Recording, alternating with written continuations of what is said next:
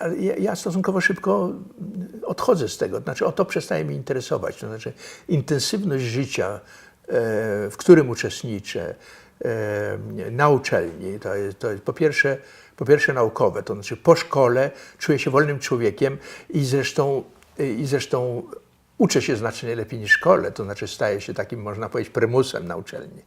To znaczy, że jestem bardzo dobrym studentem, dlatego że mnie to pasjonuje, mnie to naprawdę interesuje. Szkoła była miejscem opresji i była miejscem, gdzie uczono również przedmiotów, które kompletnie mnie nie interesowały, prawda? Natomiast uczelnia to była wyspa wolności. To była wyspa wolności, ekspresji zarówno intelektualnej, jak i politycznej. Ja należę do ZMS-u, zostaję szefem wydziałowego ZMS-u, później w uczelnianym jestem drugim sekretarzem, można powiedzieć, wiceszefem organizacji ZMS-u Uniwersytetu Warszawskiego.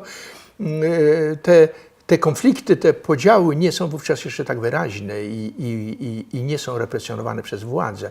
Ja jestem, tak powiem, w sposób oczywisty, ja jestem, że tak powiem, po tej stronie tak rewizjonistycznej, jak to wówczas zwano, czyli takiej liberalnej, prawda? Mam takich przyjaciół z mojego pokolenia, ale co ważniejsze, szybko poznaję młodszych znacznie ode mnie. No właśnie poznaję Adama Michnika, Janka Grossa, Basia Toruńczyk, Janek Lityński, Sewek Blumstein, Andrzej Rapaczyński, który jest profesorem, prawda, na Columbia University. Wiele osób z młodszego pokolenia ode mnie trochę. I dlatego, że w moim pokoleniu w gruncie rzeczy wybór najbliższych mi ludzi było wyborem odrzucenia polityki, odejścia od polityki w prywatność. Jeżeli nie wyjazd, to odejście w prywatność. I wielu moich przyjaciół z mojego pokolenia bardzo krytycznie na moje wybory patrzyło.